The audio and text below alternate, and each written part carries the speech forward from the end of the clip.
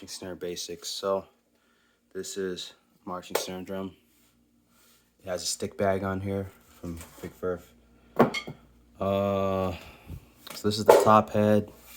These right here are your tension rods. This whole section right here is the top rim.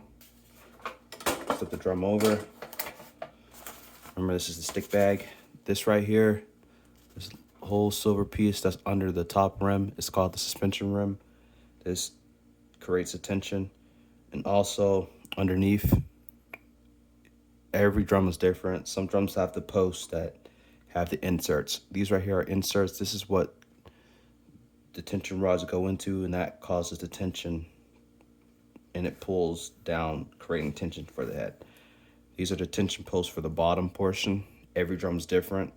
The Pearl FFX or Mapex has like a long post that's connected both the top rim and the bottom rim, and it all creates tension with the same post. It's kind of complicated. I don't have a Pearl FFX or one of those post drums right here. But all right, next, moving on. These are the posts for the bottom. Same exact thing, but this is for the bottom.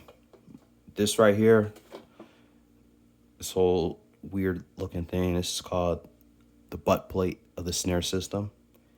With here, you can control the snare guts. You can control the individual pitch. You can actually change the pitch. It's almost like a guitar string, but we'll show you that in a minute. On the butt plate, we have the snare height adjustment. You know, it moves up and down when you do that. Moving on to the other side. The other side's the strainer. The other side has the throw off and the strainer. So the strainer is what controls the tension of the snare guts, which I'll show you in a minute. And the throw off is what turns the snares off.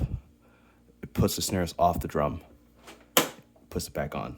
Now this right here is a knob, snare knob. This controls the tension, but if you completely disengage it, that's where the snares fall off, and you can reattach it just by, I'll show you that in a minute. But let's get to the snare side first. All right, so we have our bottom rim, same thing, tension lugs, feed into the tension post. All right, right here, notice we got something new. We got snare guts. So these are our snare guts. These is what creates that snare sound. My drum is cranked up really high, so it's not gonna be as snary, it's gonna be more articulate.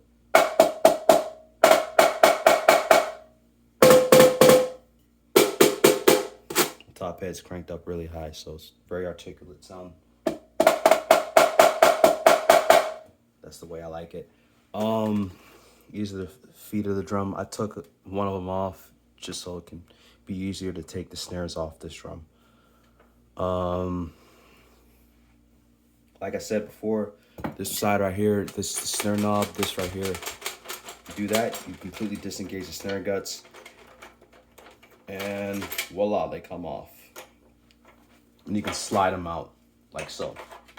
But we're not gonna do that. Now, to put tension back on, sometimes a little finicky. You line up the tension, you line up the snare knob with the hole inside the snare guts until it creates tension on the guts. You tune it up to your liking. I like my guts fairly loose, not too tight, not too loose either. I don't like my stuff too tight. But yeah, that's your marching snare drum. See these right here? These are for your mount. This is for your harness. So your harness bar fits in that hole. Your male part of the harness fits in that hole. That's it. This is a light snare drum.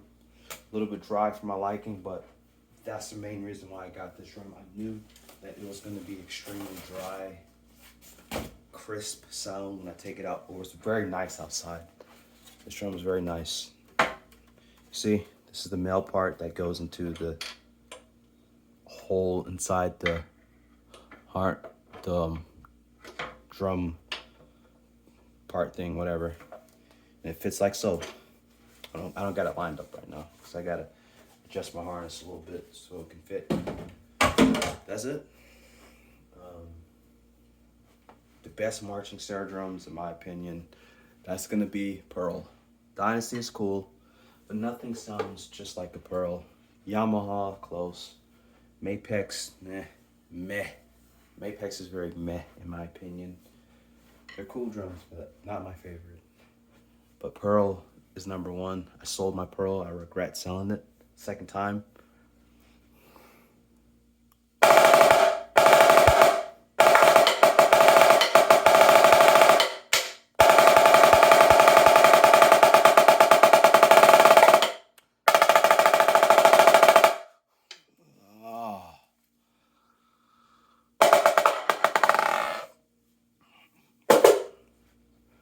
That's it.